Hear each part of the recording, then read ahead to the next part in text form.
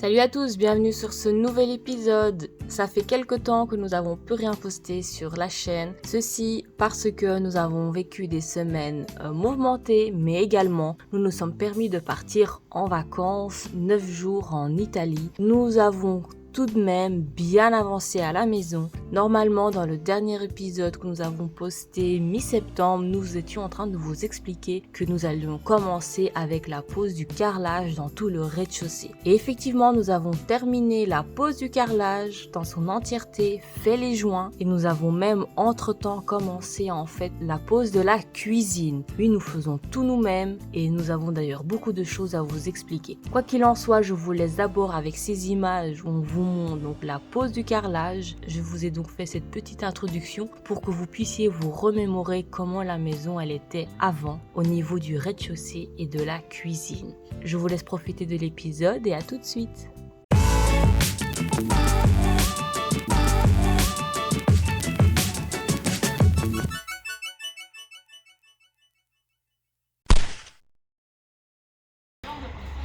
Nous sommes lundi matin, nous avons déjà bu notre petit café, mangé notre petite cook et on va décharger les sacs de colle. Alors Belle, t'es prête? Tu as demandé à transpirer? J'ai demandé à transpirer. On va voir après ce que tu vas dire. Bon voilà, on a déchargé les sacs de ciment. Et bah celle qui a mal au dos, c'est moi. Il y a déjà la maman de John qui m'a mis de la crème de tigre. Bon, regardez-moi ça. Du coup, on a commencé à réfléchir par rapport donc, à la pierre bleue.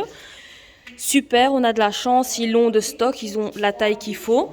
Donc, on va attendre mon père quand même pour qu'il vérifie donc, nos calculs à nous. Et vous avez vu cet insecte? Eh les gars, regardez cet insecte. T'as vu comment il est? Il va jeter son venin et tout. Il va jeter son venin. T'as vu le bout de sa queue? Regarde, il lève la queue et tout. Plus loin là-bas. Jette-le loin. Vas-y, c'est bon là. C'est bon, lance. Regarde comment elle l'a lancé comme si c'était une merde. Ok, désolé pour cette interruption.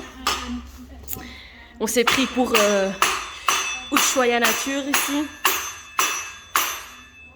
Donc, on va retirer la pierre bleue. Voilà, c'est ça que je voulais vous dire. Tu vois ça? Ça c'est outil spécialiste carrosserie. Voilà, ça c'est un outil de carrossier, ok? Une marque immersive.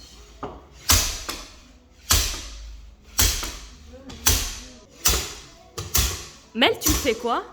Tu retiens le mur? Écoute, si le mur il tombe, c'est mieux que tu partes. Hein.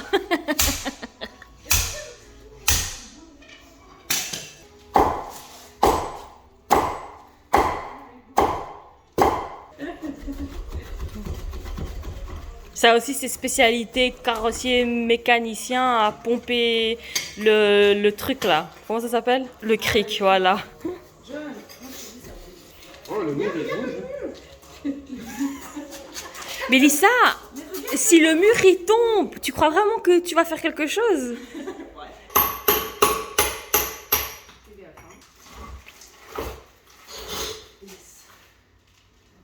Que la force de Peter McCalloway soit avec moi. Que la force de Peter McCalloway soit avec moi. Ah là, ça marche. J'ai donc un problème de force dans ce sens-là. Ça pourrait faire un peu de film là. Avant de commencer à carreler, il faut toujours vérifier les angles des murs, le nombre de mètres, etc. Le plus difficile en fait, c'est de poser le premier carrelage. Et il est possible que le premier carrelage, qu'il faut le découper, ok? Il faut toujours réfléchir, il faut jamais poser un carrelage au complet, hop, comme ça dans le premier coin, pour éviter de se retrouver avec des petits bouts. Donc vous voyez là, bon, je pense qu'on l'a déjà dit, les murs sont hors d'équerre, regardez. On se retrouve là-bas. Bon, on a pris toutes les mesures, John. Alors il faut commencer là. Ouah, de toute beauté! Ne marchons pas dessus hein, parce qu'elle est en porte-à-faux Ouais. sur des briquets.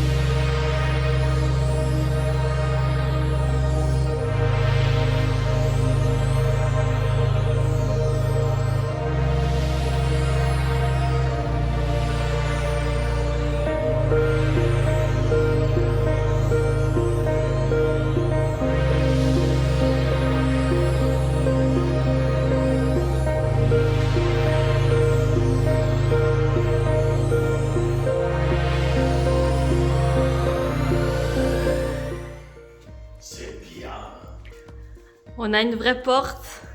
Ce qui est bien, c'est qu'au-dessus aussi, je les ai fixés. Tu les as fixés là tout le long. Puis tu les as fixés là en bas. En dessous donc de la fenêtre. Et puis des deux côtés. Donc ça c'est une fenêtre. Mais elle est tellement grande que quand on l'ouvre, en fait c'est une petite porte. Donc on a demandé en fait à avoir une fenêtre. Donc même c'est un poste, on voulait que ce soit en fait une fenêtre. Parce que comme si c'est la cuisine, de quand même avoir une possibilité donc d'avoir une fenêtre histoire d'aérer. Et on n'avait même pas tilté d'avance qu'en fait elle serait tellement grande que ce serait comme une petite porte quoi. Donc on a une fenêtre là et une fenêtre là et notre futur hôte là qui nous attend. Donc non, on est bon hein, en termes d'aération et en termes d'odeur. Et puis quand ce sera l'été, la porte elle s'ouvre donc totalement. Donc oui, en fait, nous on aurait bien aimé avoir une porte coulissante où nous sommes allés voir pour les châssis. À plusieurs endroits, ils nous ont dit que malheureusement 1,50 m c'était trop petit pour avoir une porte coulissante. Il faut minimum 1,80 m pour avoir la taille standard donc d'une porte que c'est donc 90 quoi. Sinon l'ouverture elle aurait été trop petite. Du coup on a mis une porte, donc on n'a pas voulu la faire ouvrir vers l'intérieur parce qu'ici bon on a le meuble, ici on a l'îlot central. Vous voyez ça aurait vraiment gêné pour le passage. Donc on s'est dit, donc on n'a pas non plus voulu qu'elle s'ouvre comme ça parce qu'elle aurait à chaque fois tapé sur les meubles, cuisine quoi. Donc on s'est dit bon on va l'ouvrir vers l'extérieur. Du coup les charnières se trouvent à l'extérieur. Et donc on l'a fait donc ouvrir vers ce mur là. Du coup quand on aura par exemple des invités, la porte peut rester ouverte facilement sans que ça gêne. On mettra par exemple un bloc-porte par terre. Et la porte restera donc grande ouverte. Et nous n'avons pas donc une porte de 90, mais une de 1 mètre, peut-être même 1,10 m. Enfin voilà, donc on a pris la porte la plus grande possible et aussi la plus haute possible quoi. Les amis, c'est la première fois que je retourne à la maison depuis 3-4 jours. Et du coup, je suis trop contente. C'est trop joli. L'autre jour, je crois que c'était mercredi, aujourd'hui on est vendredi, John il avait carrelé la buanderie, ça y est aujourd'hui on peut enlever toute l'étude rouge et on va aussi pouvoir nettoyer. Alors l'objectif en fait aujourd'hui, c'est donc de terminer les petits bouts de carrelage. Alors ce qui nous reste c'est donc un petit bout là et un là. Il nous reste un bout de carrelage à mettre au niveau de la porte d'entrée.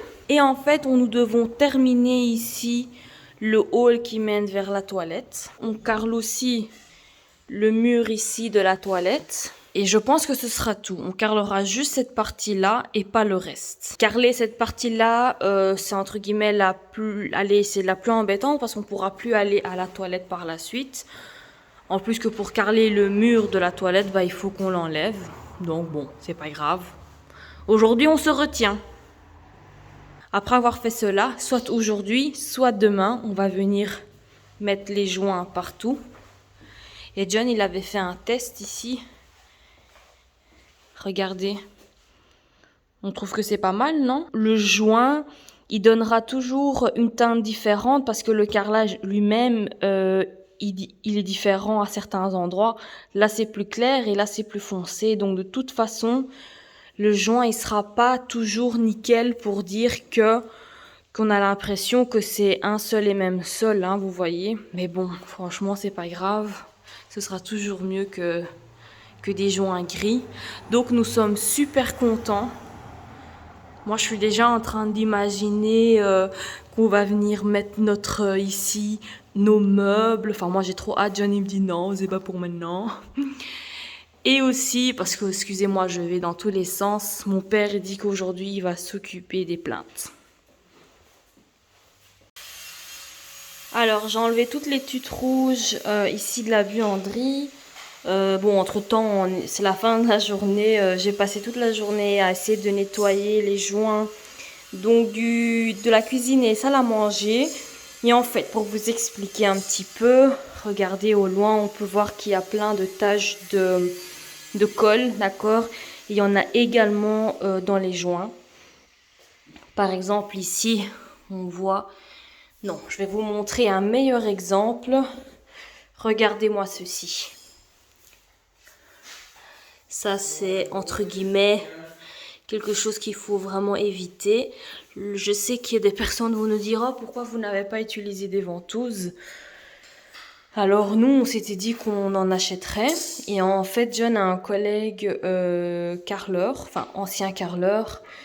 Et du coup, lui, il avait dit « Oh, écoute, non, les ventouses, il faut pas.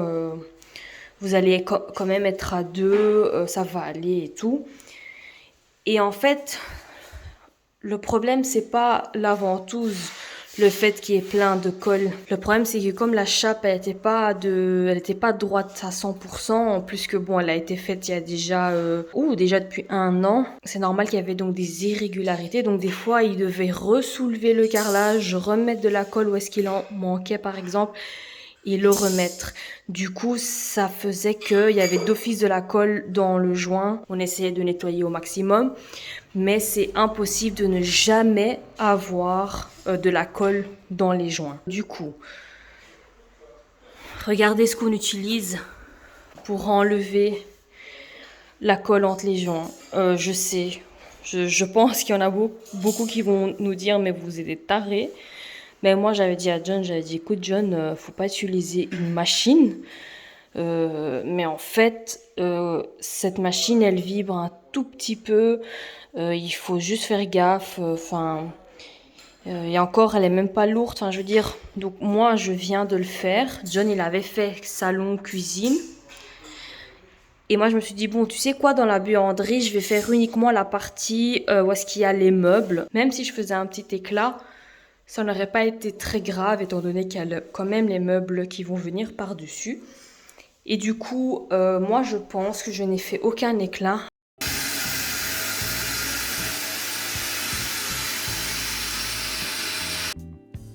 Voilà les amis, nous sommes arrivés à la fin de cet épisode, j'espère qu'il vous a plu. Malheureusement, je n'ai pas pu vous faire un plan convenable du carrelage parce que dans la foulée, nous sommes partis chercher les meubles de la cuisine. Donc je ne peux pas vous faire un après digne de ce nom. Mais n'hésitez pas à laisser un petit commentaire, un petit pouce bleu et à activer la petite sonnette pour que vous puissiez être au courant des prochaines vidéos. La semaine prochaine, on vous montre donc le montage des meubles cuisine. Merci et à bientôt!